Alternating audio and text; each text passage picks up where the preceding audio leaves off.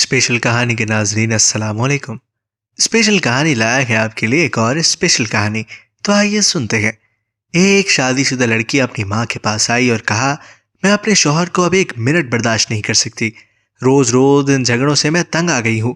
میرا دل کرتا ہے اسے مار دوں، لیکن قانون سے ڈر لگتا ہے کہ میری بھی زندگی برباد ہو جائے گی۔ ماں نے کہا، یہ کوئی ایسا مسئلہ نہیں، میں تمہیں ایک زہر دیتی ہوں، یہ آہستہ آہستہ کام کرتا ہے۔ روزانہ اسے تھوڑا تھوڑا کھانے میں دینا، بس کھانا لذیذ بنانا کہ اسے شک نہ ہو۔ لڑکی خوش ہو گئی۔ ماں نے کہا، لیکن تمہارے گھر روزانہ جھگڑے ہوتے ہیں، سارا خاندان جانتا ہے تمہاری نہیں بنتی، شک پھر بھی تم پر ہی جائے گا۔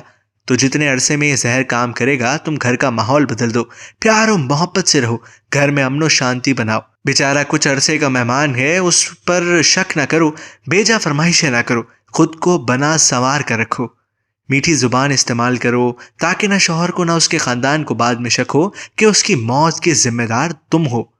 لڑکی نے کہا، ہاں کچھ عرصے کے لیے میں یہ کر لوں گی۔ وہ زہر کی پڑیاں لے گئی۔ مہینے بعد وہ آئی اور ماں سے کہا، اس زہر کا کوئی توڑ ہے؟ ماں نے کہا، کیوں؟ لڑکی نے کہا، میں نے چند دنوں سے پابندی سے زہر دیا، لیکن وہ تو بہت بدل گیا، میرا اتنا خیال رکھتا ہے، مجھے اتنی محبت اس نے دی ہے کہ میں شرمندہ ہو گئی کہ یہ میں کیا کرنے جا رہی ہوں۔ ماں، میں اسے چند دن زہر دے چکی ہوں، اب کیا ہوگا؟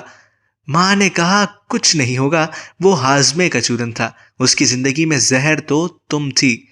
کسی رشتے میں یہ زہر میاں ہوگا، کسی میں بیوی، لیکن خاندان میں بڑے بزرگ بہرحال ہاضمے کے وہ چورن ہوتے ہیں جو رشتے کی اس ہانڈی کو ذائقہ اور جینے کا سلیقہ دیتے ہیں۔